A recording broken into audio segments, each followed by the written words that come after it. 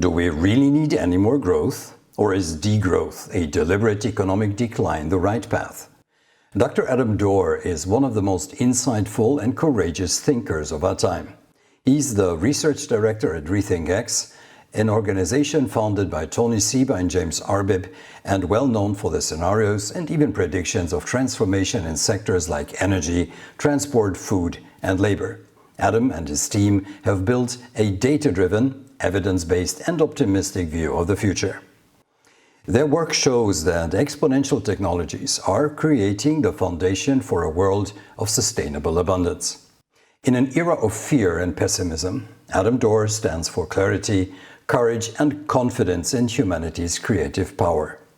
You are about to watch me interviewing Adam about his new book, The Degrowth Delusion. It is an invitation to think bigger, to act smarter, to shape the bright future that is within our reach. Adam, the title of your new book is Degrowth, The Degrowth Delusion. You say degrowth is one of history's truly terrible ideas. Let's first put ourselves in the shoes of those who advocate for degrowth. What is their thought process and what is their proposed solution? Right. So on the surface, it seems like a perfectly reasonable idea. It isn't immediately obvious what is terrible about this. Of course, this is a feature of all truly terrible ideas, is that they seem like a good idea if you don't look too deeply. To give the Steelman version, to give the strong version of the degrowth thinking, is very simple.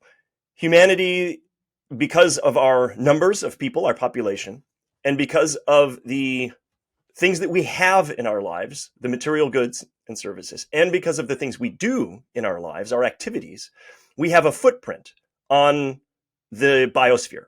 So we have an ecological footprint on the planet.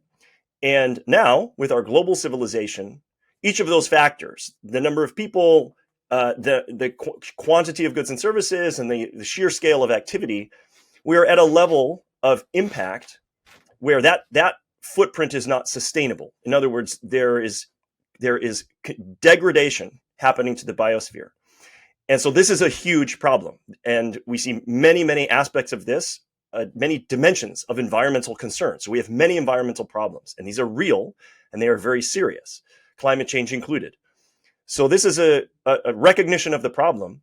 And the idea is that, well, if our numbers and our goods and services of our economies and our activity are having an impact, if we do less of those things, then we can reduce the impact and, we hope, can become sustainable. In other words, we can reduce the total footprint enough that the biosphere is not continuously degrading.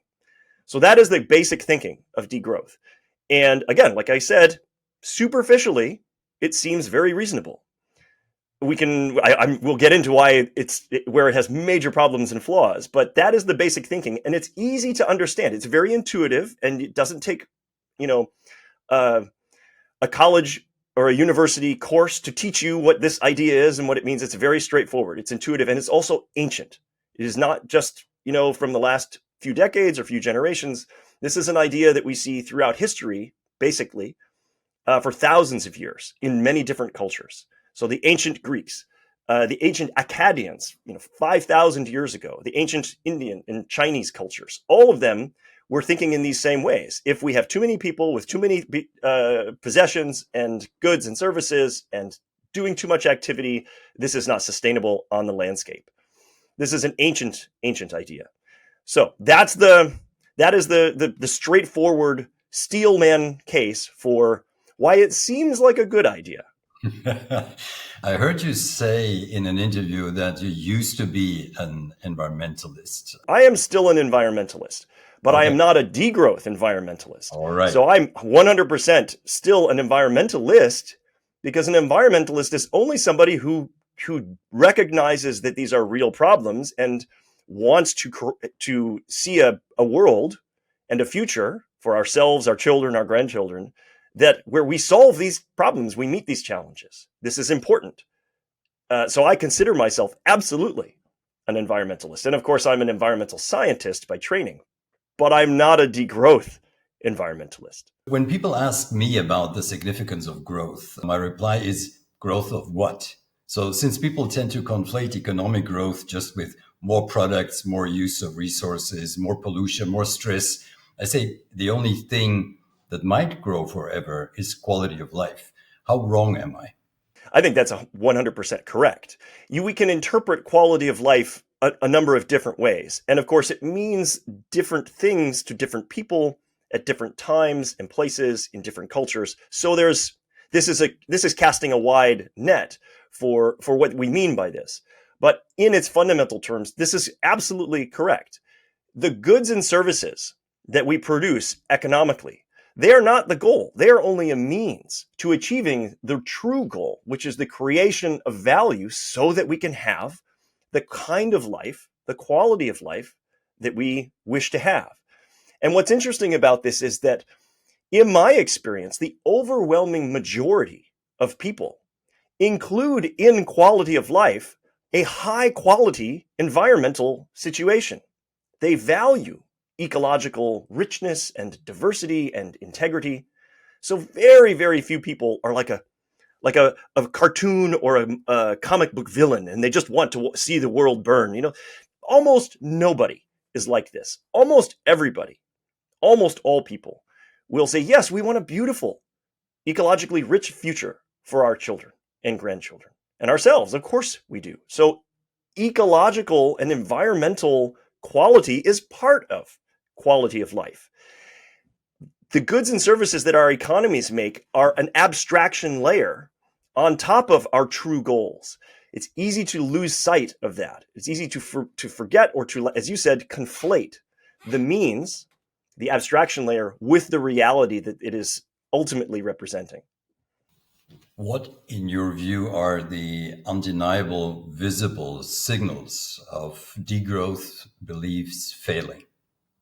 Well, that's very simple. If it were true that societies that have fewer goods and services and societies that had fewer human beings doing less activity, if it were true that those societies were more environmentally sustainable or more environmentally restorative, in other words, they had the capacity to repair past environmental harms, then we would see the poorer, the less wealthy, less prosperous societies today and throughout history being much more ecologically mindful, much more ecologically sustainable, and much more ecologically restorative than the wealthy societies today. And we do not see that. In fact, we see the opposite, unfortunately. And this sends us a very clear signal. Prosperity is a prerequisite. It is an absolutely necessary condition in order to have the capability to care about, act on your concerns, and preserve, protect, and restore ecological integrity. You cannot do that when you are poorer. And so this is the clearest evidence of all. Yes, our total civilization has a larger footprint than in the past. But if you look at individual societies and individual communities, we see that it is the most ecologically concerned and sensitive societies today, or communities in societies today, are the ones that can afford to be that way. Has degrowth ever worked? So we have two directions. So those who are like still poor, not developed, not industrialized, not whatever. And has there ever been a case where a more developed, bigger society, bigger economy has winded down to be better off? The answer is we must think problem by problem, dimension by dimension of environmental impacts. Is there any society that has reduced all dimensions of all environmental problems and concerns? No, that's not possible yet. Soon, we will have the technology to do that, but today it's not possible to improve every aspect of our environmental situation.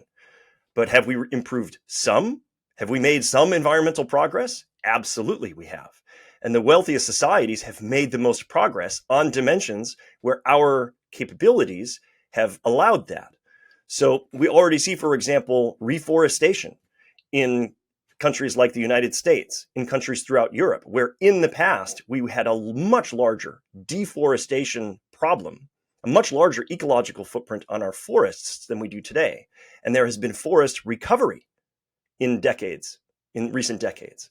So that is one example. There are many others. Acid rain is another example. Of course, clean water and sanitation are other examples. So it is very important to not make the mistake of lumping all environmental impact into one dimension, compacting all of that into one dimension and saying pass or fail. That is part of the mistake of the degrowth orthodoxy. One part of the fallacy or the misconception might be that they think everything is supposed to grow, whereas it's rather good things that have good functions and good effects are supposed to grow, and others are supposed to shrink and to disappear even. So that's maybe one of the fallacies. This is a correct picture. This idea that there is a difference between the benefits of an activity, whether it's production of goods and services or the utilization of a specific technology, there are benefits and there are harms.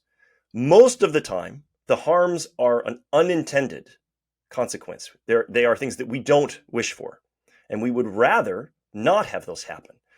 And the only way to obtain benefits with less harm is to make progress. We need to expand and improve our tools, our practical knowledge, and this means, of course, our technology, our capability as societies and as civilization. The degrowth orthodoxy is dismissive of this. It gives it a term, a name. It is called decoupling. And this is the idea that we can separate the benefits from the harms. And degrowth has been very skeptical that that is possible. Well, two ways, two forms of skepticism. Number one, that it's possible at all, in principle. And number two, is it possible fast enough to solve the problems before it is too late? And again, the degrowth perspective is very pessimistic about this, about decoupling. And a big part of my research team's work, my own personal work, and the arguments I present in my book and so forth are that this pessimism is not well founded by the data and evidence. Instead, we have very good, very strong evidence to be optimistic that decoupling, as it is called, is possible. You and your colleagues at RethinkX have been forecasting an extremely fast progress of disruptive technologies in energy and transportation and food for many years. You've been obviously right about renewable energy so far, but still there are those who claim that with solar, wind, and batteries alone, you cannot run an industrial country. US Energy Secretary Chris Wright says that even if you put the entire Earth in solar panels, it would just provide for 20% of energy needed. That's painfully wrong, right? In reality, it's the surface of Portugal for all energy of all of Earth. Is there a way to get to truthfulness and make people believe more in facts? I wish I had the full solution for that problem. How do we communicate and share understanding better across all of humanity? Please tell me if you find the solution to that problem. We must keep trying. And I'm hopeful that, we will have better and better tools over time. But in recent years, we must admit, newer technologies have made misinformation a bigger problem, not a smaller problem. So there is perhaps today, in this moment, reason to be pessimistic about shared understanding and better information. But I think in the longer run, there is cause for optimism. In the longer run, we are all going to benefit more from, for example, artificial intelligence capability. We will have assistants that, if we choose, will help us separate the fact from the fiction, and many other new capabilities or better capabilities like that. So I ultimately remain optimistic in the longer term, but I certainly admit this is a big problem today. Stellar energy is one of the areas, one of the sectors that is supposed to grow. What do people not understand about the concept of solar, wind, and batteries being suitable to cover virtually almost all of energy? What's the missing fact, the missing link, the missing rationale? I suppose at the very top of my list of things that I see misunderstood the most is the idea that solar and wind power as sources of energy generation, that these, because the sun does not shine 24 hours a day, and because the wind doesn't blow 24 hours a day, that somehow they either won't work at all, or they will just be very, very expensive. And that therefore the other alternatives, fossil fuels, nuclear power, etc., that can work 24 hours a day, they are a better option. So I see this as perhaps the largest misconception. The truth is that when you combine solar power with wind power with energy storage, especially with today's battery technology, although you can have many different kinds of energy storage, then if you can capture the energy from the sunlight and the wind in a bottle and then use that energy when you need it, then you do have a 24-hour a day, all year round solution. So that's the first step to dispelling that misconception. The second step is then to show that not only is this possible, but it is also the cheapest, the most economically feasible solution technologically as well. That is more subtle. There's more complexity and detail in demonstrating why that is true. And so that is a big part of what my research team has done over the last 6 or 7 years, is to show how not only is it certainly possible to provide humanity's energy with those technologies, but it is also the most economically feasible pathway as well, because those technologies, not only are they today in 2025 cheap, much more than 10 years, 15 years ago, they've fallen by 90% or more in their costs, but they are still improving, still getting cheaper and cheaper. And so they are overwhelmingly competitive economically compared to the alternative energy options. Now, just for clarity, I should say, it is probably reasonable in most locations to still have a mix of some of the older technologies. So you don't have to have absolutely 100% of energy being met with only solar and wind and, say, for example, battery energy storage. There's room for other technologies in the mix. Probably old nuclear power plants, which are still safe and still viable, and that have been built long ago, and we don't need to spend billions constructing today. It's probably a good idea to continue to operate those while they are still safe. But certainly, going forward, the overwhelming economic solution for energy is going to be these three key technologies: solar plus wind plus batteries, and then also a few others to help. If we could solve the problem you described, which is how do we communicate this? How do we make that information clear in every person's mind in the world? This would be a wonderful achievement if we could succeed in that. So please tell me if you have a really good solution there. Well, one of the, let's say, philosophically helpful assumptions is virtually everybody is well-meaning and has good intentions. So they like the information, and then they have like perception filters that prevent them from seeing what we see. Are you familiar with the German word Dunkelflaute? Have you heard that? Yes. Yes. Yeah, it made it to global significance. So Dunkelflaute means yes. you have days, even weeks, with, they claim, no sun and no wind. Well, it's low sun and low wind.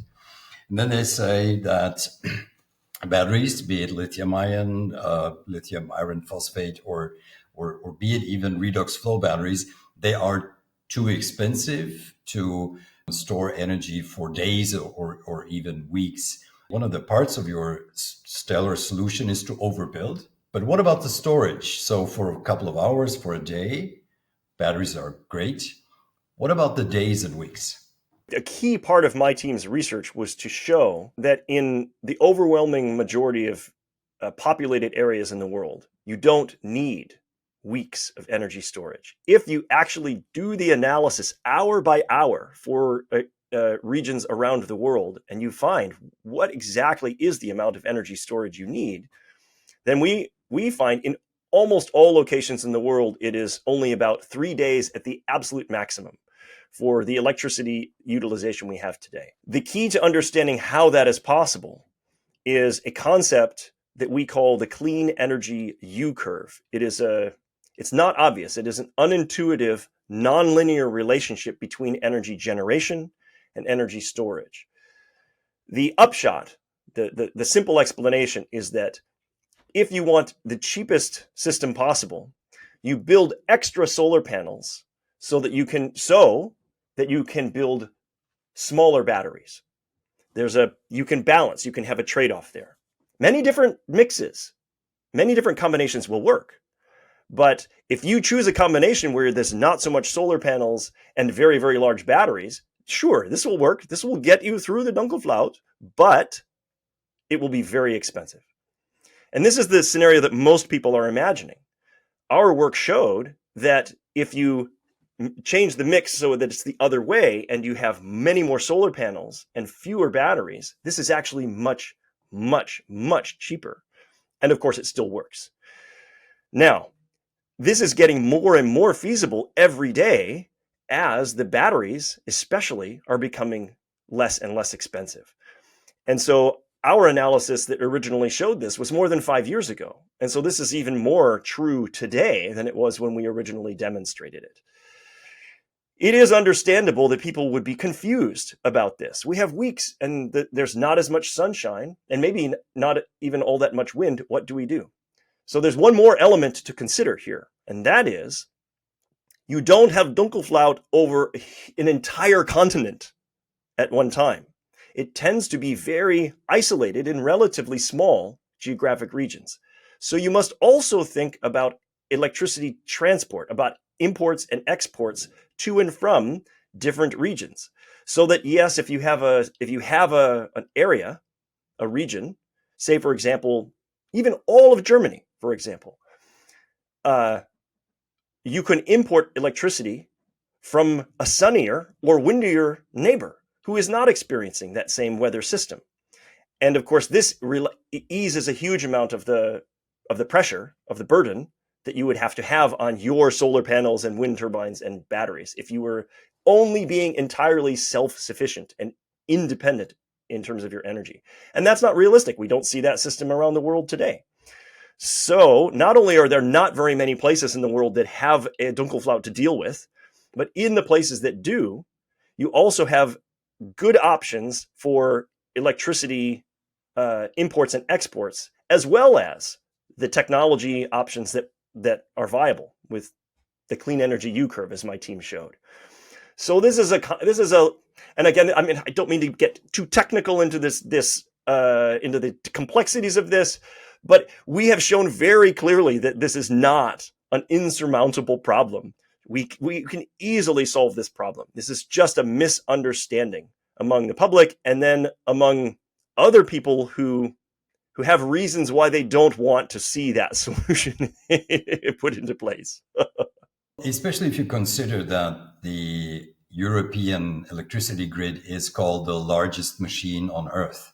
So people usually think in countries, but it's a European grid and a European solution. So battery, solar, wind are three or one together, one of those areas that are supposed to grow. And we need batteries. Some people say 200 terawatt hours of storage. Some say 300 terawatt hours. If we are approaching a world of abundance, which is a promise that we hear a lot recently, Tesla even changed their mission from accelerating the transition to sustainable transport and energy to sustainable abundance, well, also to fit humanoid robots.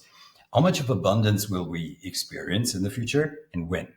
My team has been talking about this for a number of years. It's very encouraging to see such a large leader in the space, Tesla, aligning with what my team has been arguing for many years, which is that the two key cornerstones, the foundation of abundance for civilization, is clean, superabundant energy. In other words, this means energy that is very, very low cost, near zero marginal cost, and also that has very few externalities, uncaptured externalities.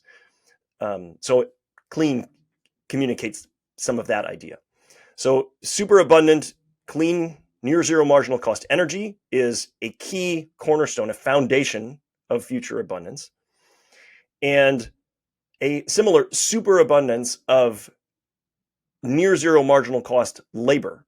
This can only come from machines. This is not possible with humans, of course, because humans must earn a viable, an acceptable, humane living, an income. So we can't have near zero marginal cost human labor. This is not possible physically, and it's not right. It's wrong morally and philosophically and ethically. But technologically, we can achieve those two things, and we have a direct pathway there on a 15 to 20-year time horizon. And of course, this is the pathway that Tesla is now deciding that they want to be a leader in, which is the on the energy side, and transportation is part of that because it's such a large source of energy consumption, and on the labor side, on the artificial labor side of things. So the founders of my organization, my colleagues Tony Seba and James Arbib, in their book and in their vision Stellar, they describe those two key capabilities, superabundant clean energy and superabundant artificial labor, as the core, the stellar core. They are the two enabling conditions from which abundance can emerge. And the reason why is very straightforward. Adam Smith wrote about this more than 200 years ago, and that is that they are the fundamental factors of production. They are the inputs that everything else depends on. If they become superabundant and near zero marginal cost, then everything else downstream in every supply chain, virtually without exception, with a handful of exceptions of human-made, handmade goods and services, everything else can become abundant as well.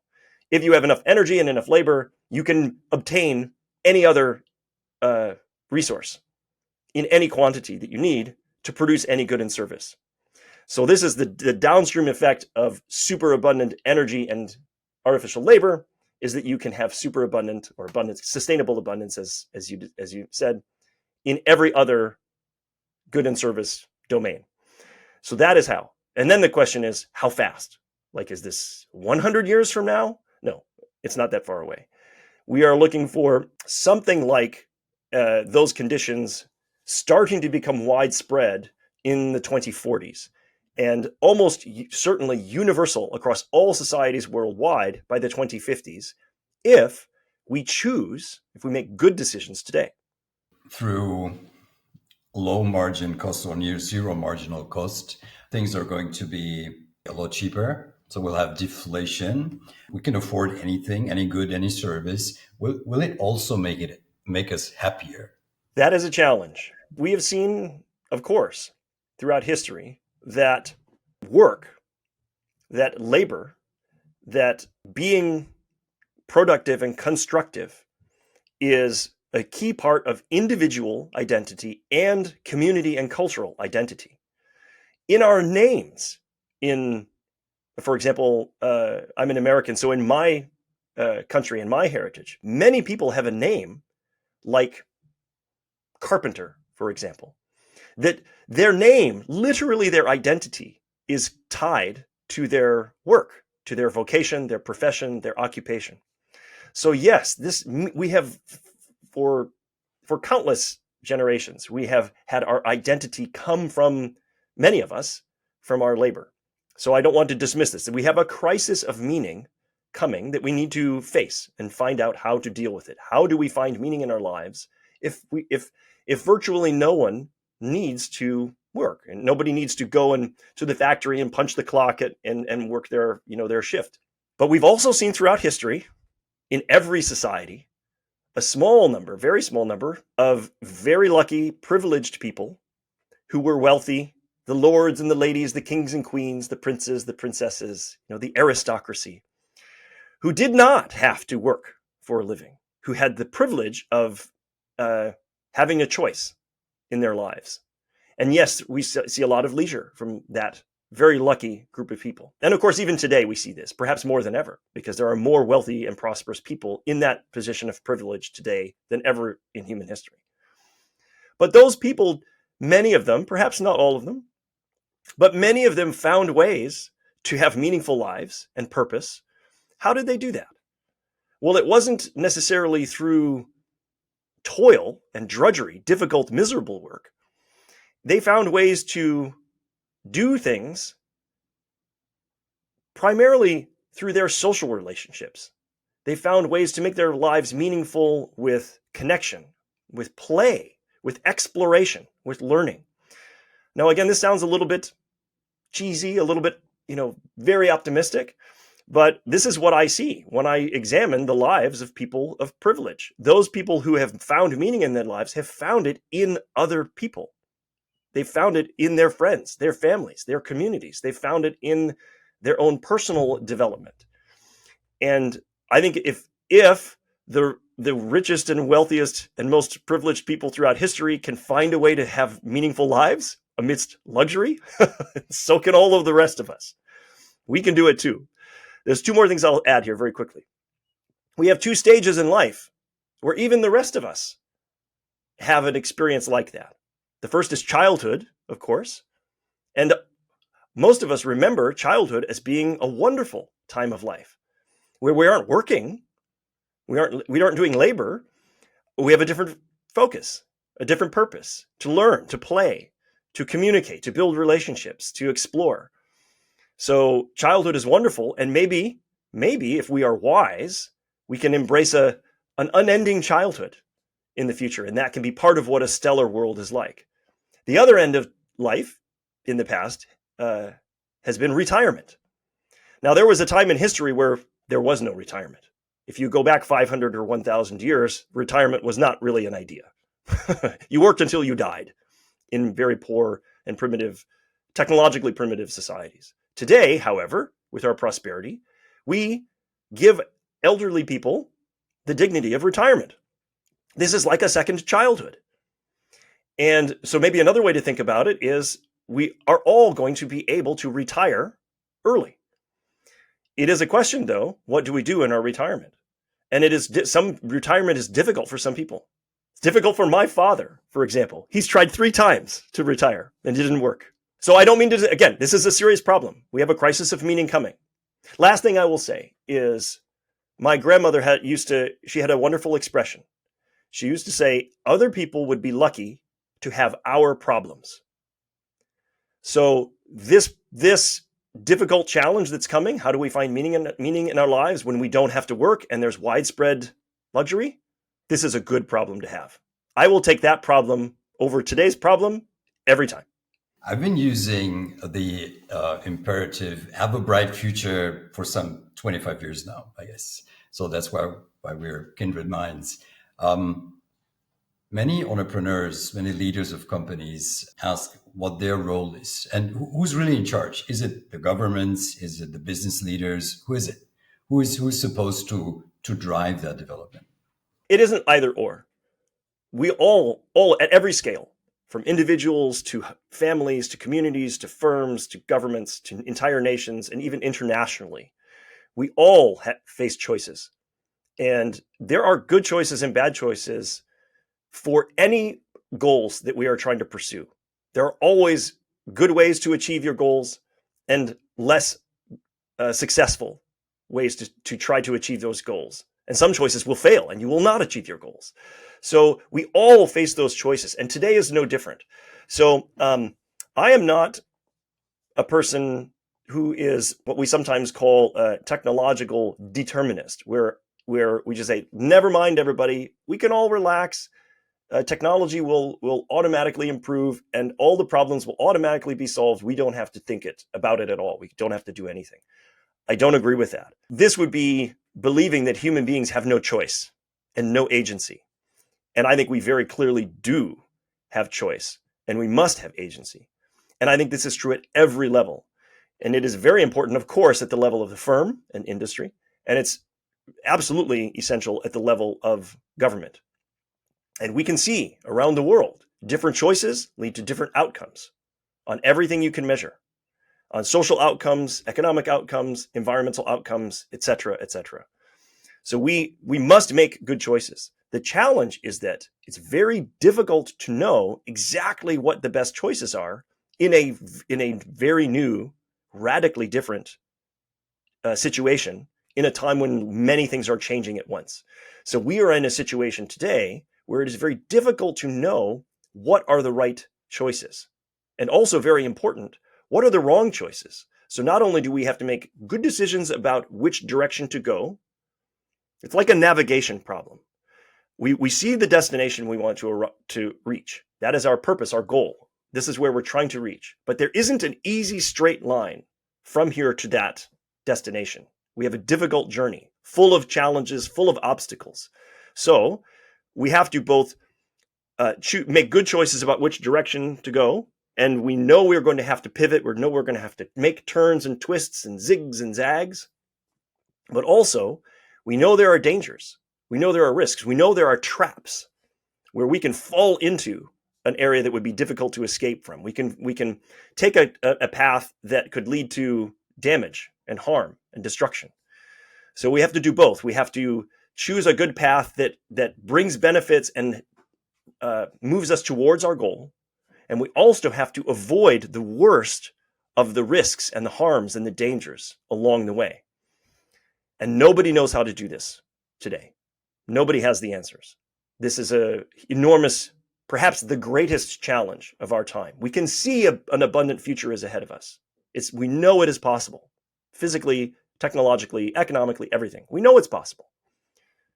It is very, very much a different story to say exactly how do we get there. So instead of saying, well, here is the answer and these people must make these choices, I'm the first to say I don't have the answers, and also nobody else has the answers yet either. That our challenge, therefore, is to begin to find those answers, to begin to find what are the right choices. And there we must be guided by first principles. Principles like we need to experiment immediately, very quickly at very large scales. We need to learn as quickly as possible, which means bring lessons from everywhere. It doesn't matter if your worst enemy has discovered something that is a good choice. Learn from that choice. It doesn't matter if your best friend is the person who's made a terrible decision. Learn from that mistake and don't make the same mistake. Experimentation, pilot projects at all scales, openness to learning, very importantly, a tolerance for failure. We cannot be afraid to fail. We absolutely will fail many, many, many, many times in an uncertain moment, an uncertain period in history like this. Of course we will. We can't let that fear stop us. So we need to proceed from those sorts of first principles to learn as quickly as possible so that we can make this very difficult navigation journey forward with as little harm along the way as possible. That's the best answer I can give for right now. The European automotive industry, especially the German one, even the American legacy auto industry, they have read Tony's books. They have heard about your work. I have presented Tesla in 2006 to a group of leaders at Bosch, at Continental, and others.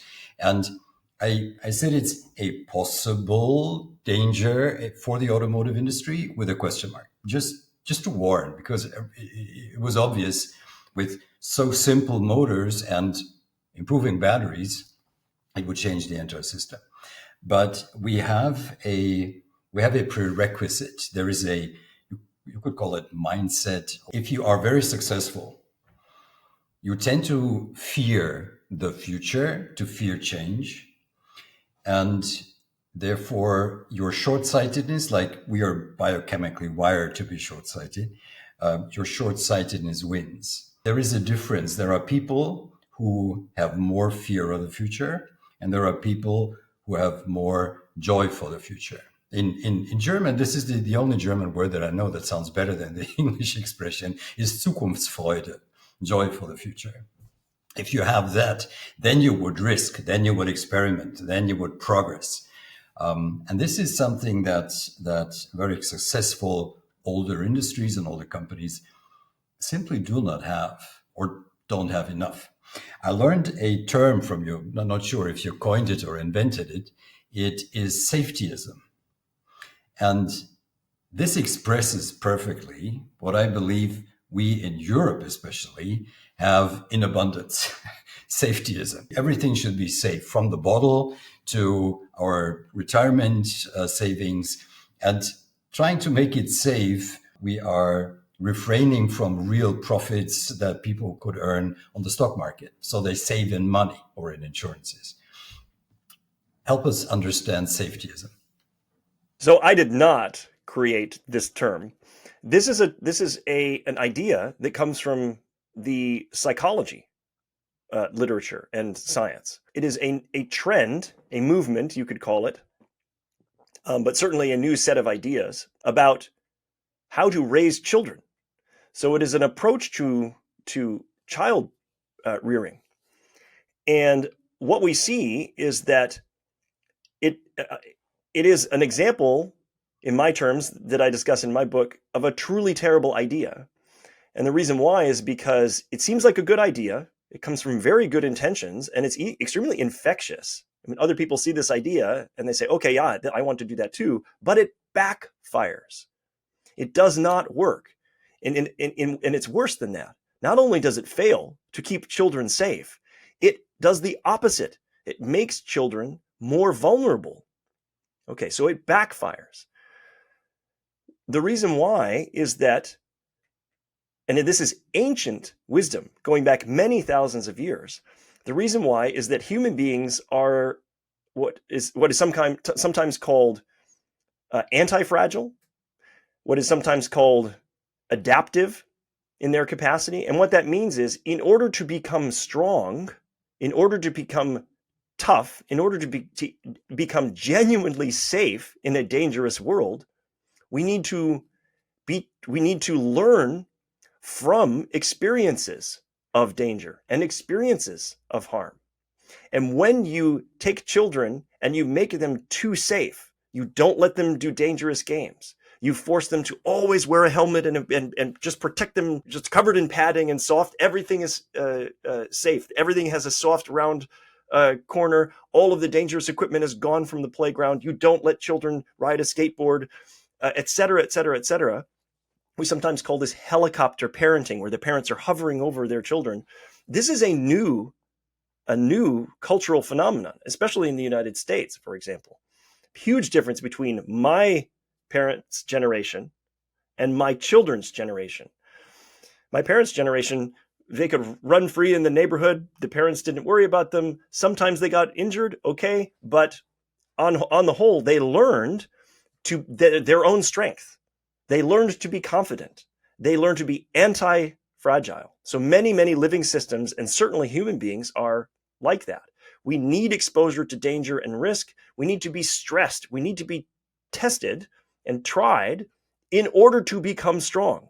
Anybody who's ever done any fitness training knows this. You don't become strong by being afraid and staying away from the challenges, the running or the bicycling or the lifting weights or anything else. You become strong by forcing yourself to face those challenges. And your body responds by becoming stronger, by adapting, because your body is anti-fragile. It's the same in our minds. It's the same in our cultures, right? At individual and collective level and at group level. And so safetyism is the mistake, the truly terrible idea of thinking that if you don't expose yourself to any risk, you will become stronger and safer. And no, what happens is you become weaker and more vulnerable. And this makes you less safe, not more safe. The opposite of what your intentions were. So that is safetyism. It's not my idea, but it applies to many different domains and parts of life. Is this all big corporation talk?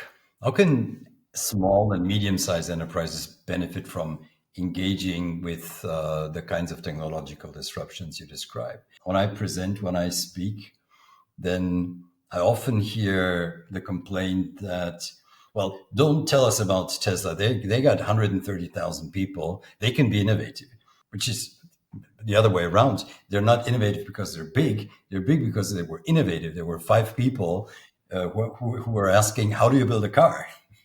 So how can smaller or medium-sized enterprises profit from those growth markets? Well, I wouldn't presume to tell every industry or every firm or every business, large or small, exactly what the right path is forward and how to make the best decisions in their individual situation. I would never presume or be arrogant enough to do that. But again, we can be guided by principles here. And the principle is exactly as you described. If you do not innovate, then this will guarantee that you will eventually fail and be left behind if the world around you is changing. If the world were never changing, or were changing very, very slowly, as it was in the distant past, hundreds of years, centuries ago, then you could just stay static, doing exactly the same thing you are doing today, which is if it's succeeding, because you know tomorrow and next week and next year will not be much different. And so your formula, your method, your strategy, your tactics today will continue to be successful in the future. But that is not the world we live in 2025. Our world is changing so fast. So it's impossible to know what exactly the correct moves are to succeed in a changing world. That you must discover on a case-by-case basis. And I'm not going to pretend I have the answers for that. But what I can promise you, because what is logically obvious, is that if you make no changes, if you don't adapt at all, you will be left behind by those who are innovating, whether they're big or small, right? And so we have no choice. In other words, doing nothing is the choice that is guaranteed to fail. Making no changes, making no adaptations. That is a guaranteed failing strategy in a world that is rapidly changing. So instead, you must embrace the change. You must adapt. You must continue to develop. And then it is a question of what are the right ways, the better or worse ways to do that. But doing nothing is not an option. And this is very difficult. I mean, this has been well documented. The innovator's dilemma, Clayton Christensen laid this out for firms. So this is not news to anybody. But I think what is different today and what will become even more true tomorrow is how much the world is changing. It is true. The world is changing more and faster today than it was 20 years ago and 40 years ago and 60 years ago and 100 years ago. This is true. So even though this is perhaps some common sense, what's different is that it is more important today than ever. And it will be more important tomorrow, and even more important 5 years from now, and even more important 10 years from now. There's no escape. So in a changing world, you must adapt or you will go extinct.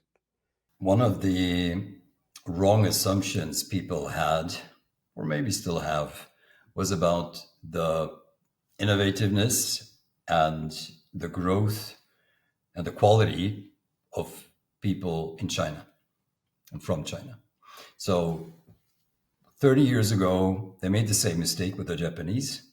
Well, they can produce our stuff. We be the designers and the thinkers, and they just produce what we think and what we design.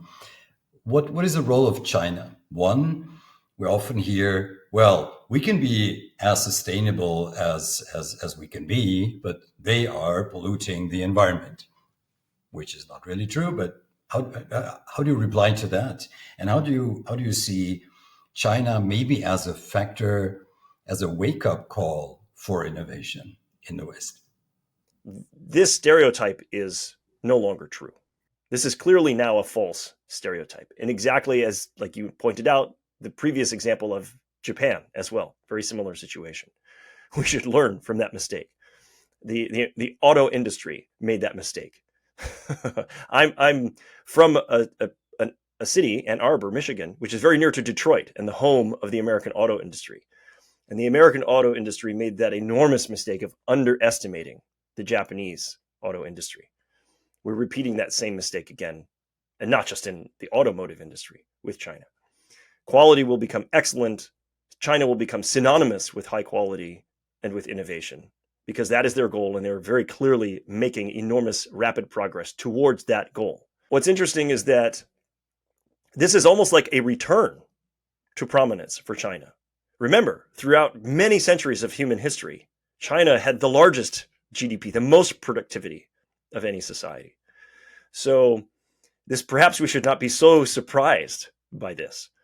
But certainly it would be an enormous mistake to underestimate the progress that China is going to continue to make. It is very clear that their goal is to lead, and they are making progress towards that goal very rapidly. And this is also true, also mentioned, you alluded to this, in the environmental domain.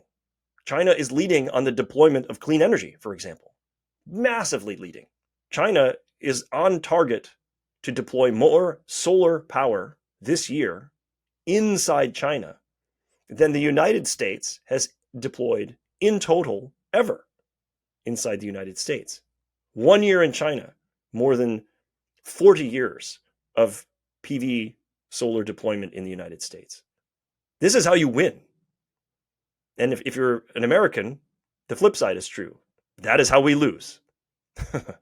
So I see China showing remarkable signs of environmental leadership as well. Now, do they have a long way to go? Absolutely. Of course they do.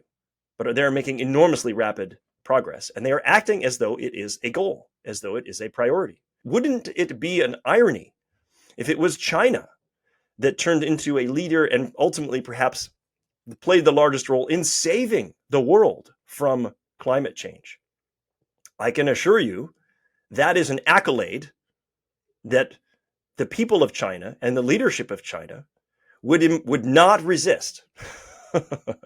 If China could be known as the country that delivered that success to humanity, this would be an enormous mark of prestige. So I don't know whether that is an explicit goal, but they're certainly on target to achieving enormous decarbonization very rapidly and to developing exactly the sort of capability we already talked about for laying the foundation with superabundant clean energy and artificial labor capacity to deliver a world of abundance, or at least to deliver abundance for their society. And if they are such a large player on the global stage, this was part of delivering that win to all of humanity.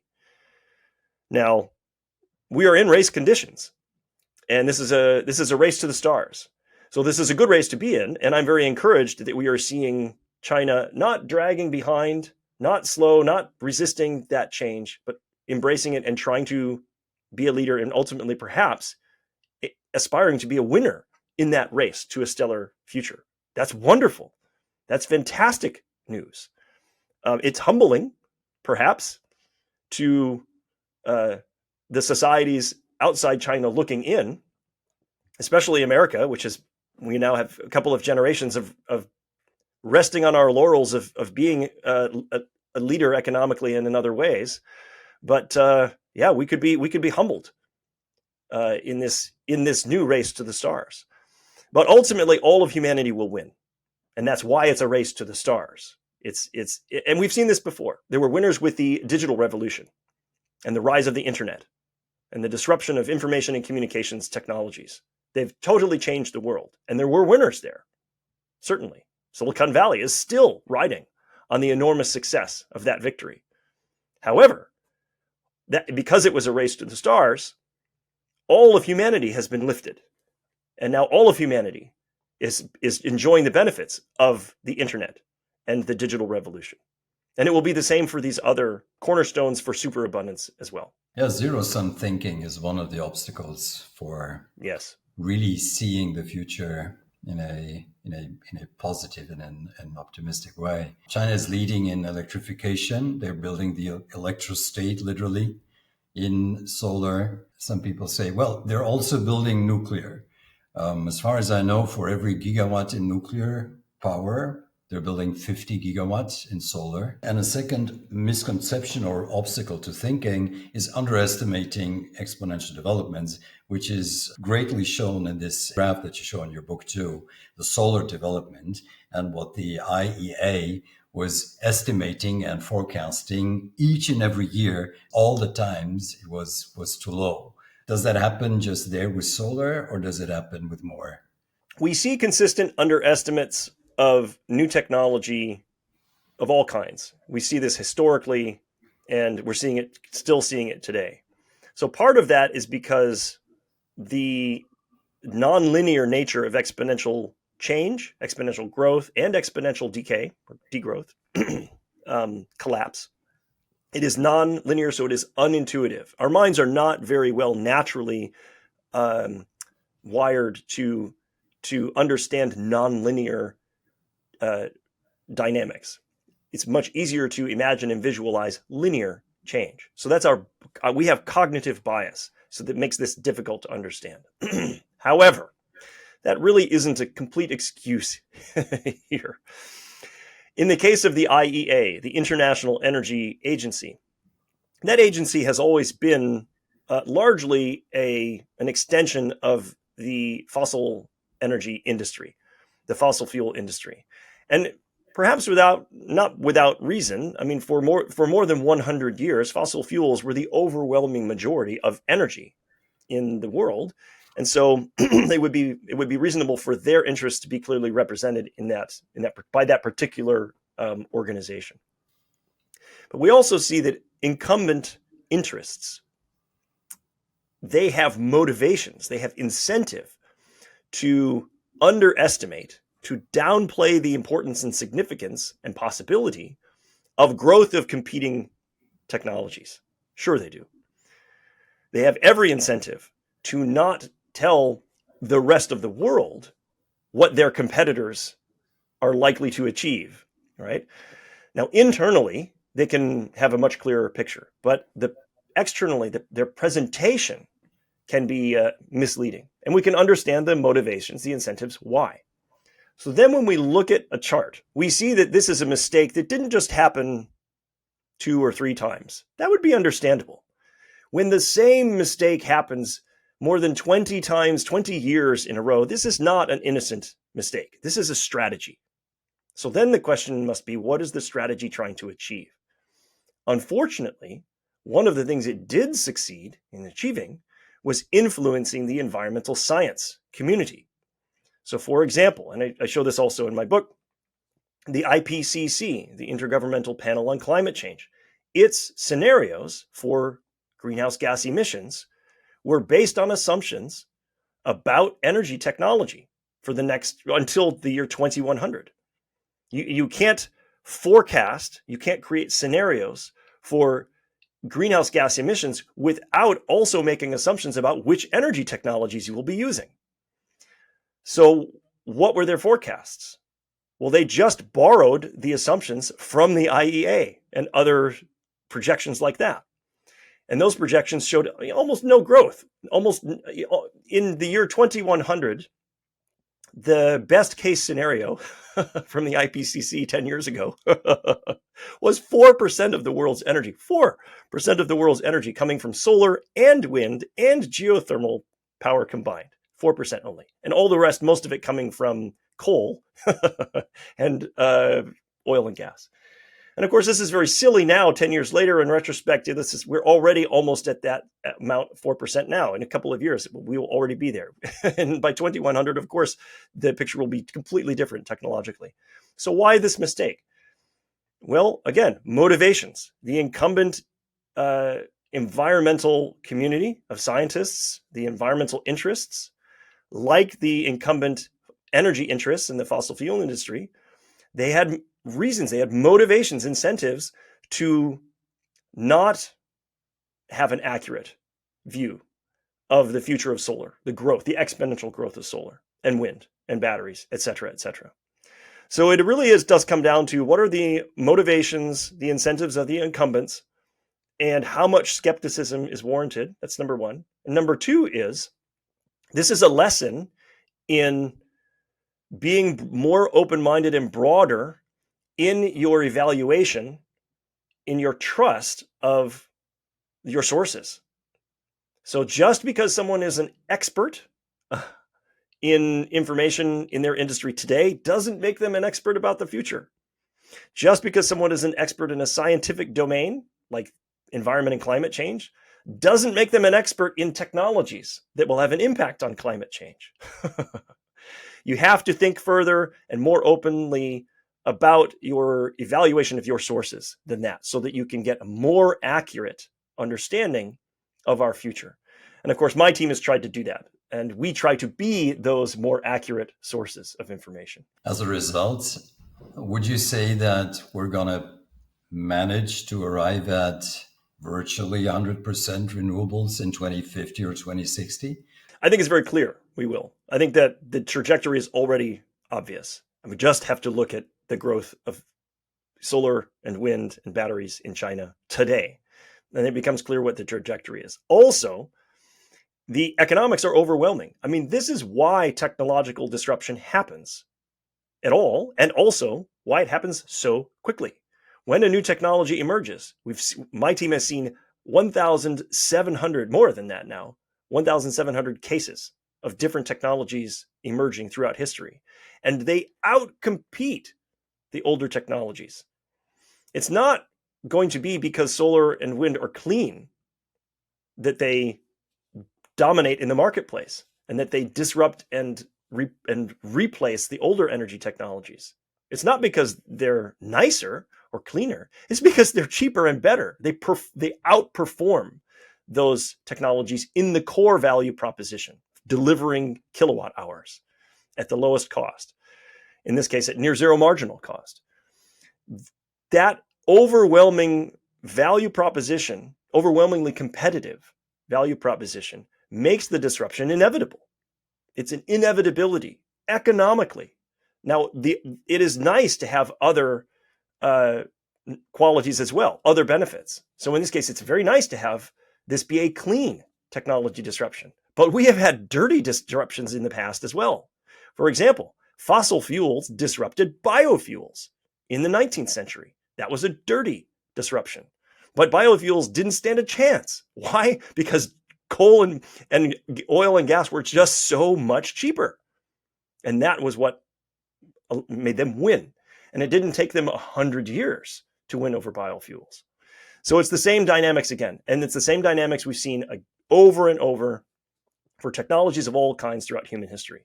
So do we expect to see that again this time? Sure. It will make no economic sense to run a coal power plant in 2050. None at all. We will also be able to afford, amidst abundance, we'll be able to afford to care more about the environmental impacts. So that's another factor, but it isn't the primary factor. So this is something that my environmental colleagues still don't fully understand, although their understanding is evolving now quite quickly and finally. But 10 years, 15 years ago, this was not part of the understanding.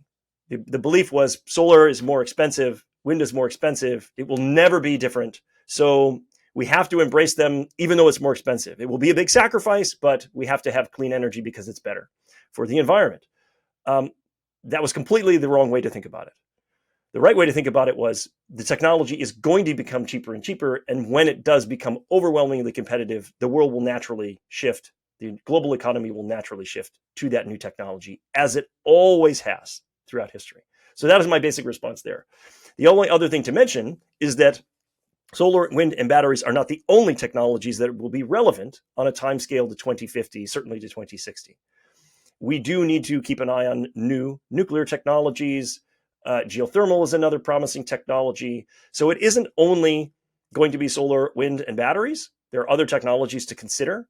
But again, the fundamental driver of adoption will be economic competitiveness. What is the best value for the money or the time or the energy or the resources that you put in? What gives you the most bang for your buck? If in 2045, a new nuclear fusion technology proves to be the economic winner, well, then that will disrupt solar, wind, and batteries. Again, same pattern. So we have to be open that will be a possibility. Today, we don't see that trajectory very clearly, but it could come. But is there a future like the IPCC scenarios describe, where we have the most advanced technology, but also we have 5 times more or whatever it is fossil fuel use than today? No, that's completely ridiculous. And it totally misunderstands technology and economic value propositions they represent. Totally technologically illiterate. What will happen is the highest technology scenarios for our future will be the ones with the least emissions, because those are the cheapest technologies. Very clearly. We have a government in the US and we have political parties in Europe who blame renewables for high energy prices, who blame renewables for Spain's outages, which is both wrong. We have the merit order principle, where the price for gas usually determines the cost of electricity. Will this administration slow down significantly this progress that we're talking about? Will they manage to do that? Or is it economically that convincing that they will not make any change to it? There's no question that government decisions, policy, makes an impact. It's not true to say that, oh, government policy doesn't matter. It's irrelevant. That is not true. Government policy makes a difference. It has an impact on the adoption of new technology, surely. And we see this historically as well. So could, in my perspective, what are suboptimal policies, foolish policies, that are not a good idea, could they slow down the deployment of solar, wind, and batteries, which are much better value for society? Yes, they certainly could slow that down. It's not a question of if, it really is more of a question of how much and for how long. So how much can policies slow down the adoption of a new technology, and for how long? Historically, when we look to examples throughout history, we see that it is possible to slow the deployment of a new technology, but it's very, very difficult to prevent it entirely. We see almost no examples where a society stopped the deployment of a new technology that came along that offered much, much better, that was just overwhelmingly competitive in terms of its new value proposition. We don't see that historically. So the end result of disruption is inevitable. The timeline is what can move a little bit. Could US policy slow this down? Could it make the journey to a stellar world of abundance take longer? Yes. How much? I would be very surprised if the slowdown were more than 5, absolute maximum 10 years. For one thing, policies change. A new administration will come in before you know it, and we'll have the opposite policies. And this is just the nature of democracies. This is how they operate. So I am concerned that we're slowing down at all. I think this is foolish. I think it is a way for us to lose the race to the stars that I talked about before against a formidable new competitor like China, for example. And China's not the only one. We could see leadership from other major countries as well. India is just one example. But so I'm discouraged to see us, having an own goal here. This is obviously a mistake in my mind, but I don't think it's permanent. I don't think it is something that stops us or even slows us down enormously. It may be enough of a slowdown to ensure that we don't win the race. That would be unfortunate, but it doesn't send our civilization into a spiral that we can't recover from. So I find this a concern. I don't find this an enormous catastrophic risk. The economics forces are too overwhelming. That's what I was going to say. The law of economics and of business are too strong. We see like states like Texas being leaders in solar. That's for a reason, right? And the reasons are not going to change. If you were to address directly our community of bright future leaders who are unsure whether to push forward, to pull back in this time of uncertainty, if it pays to invest in new technologies and in growth, what would be your call to action to our community? In the case of a brighter future, like the one I describe in my book, Brighter, and the one that RethinkX we talk about in our work, there are 4 technological domains that are operative here. Energy, we've already spoken about. Transportation is another one. Food and labor. Because we know that enormous disruptive change is coming in all 4 of those fundamental sectors of the economy simultaneously, and I believe this is unprecedented in human history. 4 fundamental sectors all at once. This demands immediate action. Immediate action. If you want to remain a front runner, a leader, and a winner in the race to the stars. Now, there is always the temptation to wait, to hold off, to watch the other runners in the race and see what they're doing. And again, this is not unreasonable. Like we talked about before, you need to be learning. You need to be experimenting. You need to be trying to make good decisions instead of bad decisions. And our instinct is to freeze, to wait. To be more afraid of making mistakes than to be fearful of being left behind. This is a natural fear.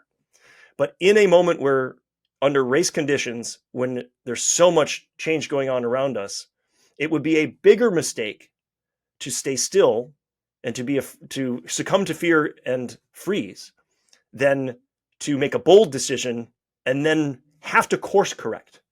So I think this is the most important thing: is begin today in making changes and adopting innovation in many different ways, either directly in those sectors or all of the things relevant in your own individual business to those sectors. And then understand that that decision is not irreversible. Know that you're not going to get it perfect. This is the kind of principles that must drive us. Don't be afraid of failure. Be afraid of inaction. And be absolutely certain, basically, be confident that you are going to need to continue to course correct. Of course, you're not going to make the perfect decision today. That's okay. Nobody else will either. But an imperfect decision in this moment, amidst all of this change, is vastly, vastly better than indecision, than no decision. And I think this is probably one of the most important guiding principles. And any society, any industry, any region that makes the mistake of indecision, they will be left far behind in this race to the stars. Now, that doesn't mean forever. Just like the countries that were slowest to adopt the internet, they eventually got the internet, right? But they didn't get the benefits of the internet early, and they certainly didn't get the benefits of leadership and winning that race, which were enormous. And they will be enormous again, even more enormous today in the journey to a stellar, abundant future. So that is my strongest recommendation. Start now, act now, and course correct. Because freezing in place and staying where we are today, that is not the winning option. And there is virtually no business and no company that is not affected by either energy and or transport and or food and or artificial labor. What would you recommend to read? First, degrowth, then what from you? I'm going to be selfish and say that anybody interested in this topic should read Stellar, the book by Tony Seba and James Arbib. That's required reading to see the future that's ahead of us. I think if you're particularly interested in environmental dimensions of this stellar future, then my book Brighter is a good read. Degrowth is a cautionary lesson about the mistakes to avoid. So we need to make good decisions to reach the stellar future. We also need to avoid bad decisions and easy mistakes that are obvious and we can easily avoid if we open our eyes. So that's degrowth. But there are many, many other wonderful books to read. Maintain a posture of open-mindedness. That is the most important thing. History of technology has shown us that the same patterns that drive change throughout history are all operating today on absolute turbo, like nothing we've ever seen before. So we absolutely must have a posture of embracing change. This is a storm that we have to sail through, and there's no escape from it. There's no escape. There's no way to just hunker down and hope it will pass. That is not an option. Nobody knows what exactly the correct moves are. Nobody knows that yet. So I would never say, oh, well, you must read these books because they have the answers of what the correct choices are and what the right moves are. Nobody has those yet. Please read my team's books. We have ideas of maybe what the poor choices are that you want to avoid, and also the destination that we can sail towards. But you must read very far and widely and be very open to all new ideas about how we get there. How do you keep up with change? How do you make sure to not get overwhelmed by all of this? What do you do specifically? How do you manage information? How do you keep your mind sane? It's a challenge. This is like diving into the river, and you can't swim against the river. You have to swim with it. I try to embrace the new technologies rather than resist them. That means, especially in my own work, in our team, in my own personal life, I'm trying to onboard artificial intelligence tooling and capability as much as possible. That's the first thing. The second thing is that I have young children. I have two daughters, 12 years old, 6 years old. And when I look at them and how easily and effortlessly they just bring on the new technology because they're native to it, I'm humbled by their capacity, by their resilience. My children are anti-fragile when it comes to that. I'm not trying to shelter them from this technology. That would be a huge mistake.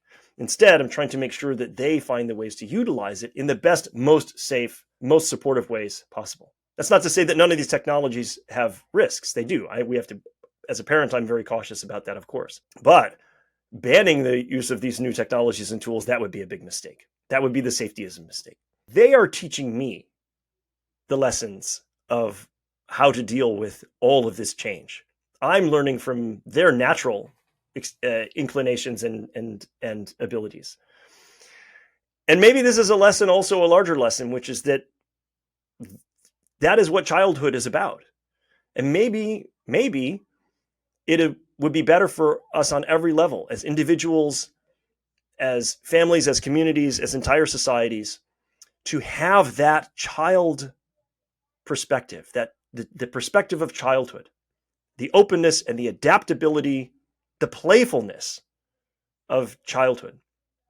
I think there are very clearly winning strategies to discover in there. And so I try to have my children teach me every day. And so that's what I do personally. Yeah, children have more joy for the future, usually. It's an interesting thought. Adam, this was fantastic. Thank you so much. I hope that we get to talk about precision fermentation, because disruption of food doesn't get addressed enough. That would be another topic I would like to talk with you about. It would be wonderful to have that conversation. And this has been really fun. Thanks so much for letting me join you. Let's keep doing this. This is how we make progress, reach more people, touch more minds and hearts, and get people excited and for joy for the future, as you said. So what? What are the key learnings from my conversation with Adam Dorr? 1. The fallacy of degrowth. Degrowth, economic shrinkage, is not a solution. It's even dangerous. Reducing production and consumption does not fix the planet. It only weakens our ability to innovate. Prosperity enables sustainability. Poor societies do not and cannot protect nature. Wealth creates the means to act ecologically. What should grow is quality of life, not quantity of goods.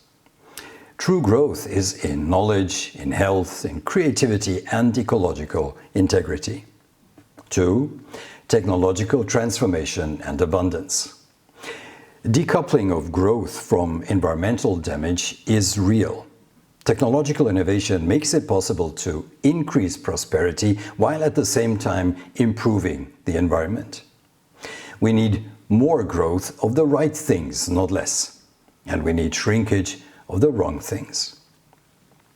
Clean energy will power the next civilization. Solar, wind, and batteries and other storage systems can deliver near zero cost, zero carbon energy, globally and at very low cost. This is the foundation for a great future. Artificial intelligence and artificial labor will multiply human potential. Machine labor, robots, will make abundance possible and free humans for meaning and creation. Electrification will increase efficiency, erase environmental harm, and reduce cost. Electric transport, heat pumps, and electric industrial heat can already cover 75% of all present needs, even in an industrial society. 3. The human side of the future. Meaning will become the new challenge. When work becomes optional, purpose becomes essential. Joy for the future is a competitive advantage. Those who embrace change with curiosity and optimism will lead the transformation.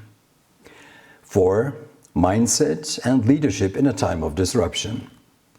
Fear leads to poverty. Safetyism, the illusion of protection, makes individuals and organizations fragile, vulnerable, and stagnant. Experimentation beats perfection. Progress requires trial and error and fast course correction. Waiting is oftentimes riskier than acting. In exponential times, indecision guarantees failure. And 5. The global and strategic context. China's speed is the new benchmark. They are leading the clean energy revolution, which is proof that ambition and scale win. Politics can only delay but not stop economics. Cheaper, better, and safer technologies always prevail in the end. Business leaders must act now to seize those opportunities. The future is not about less. It's about different and better. It's not about sacrifice, but about smart growth and transformation. And it's not about fear, but about joy for the future. Have a bright future.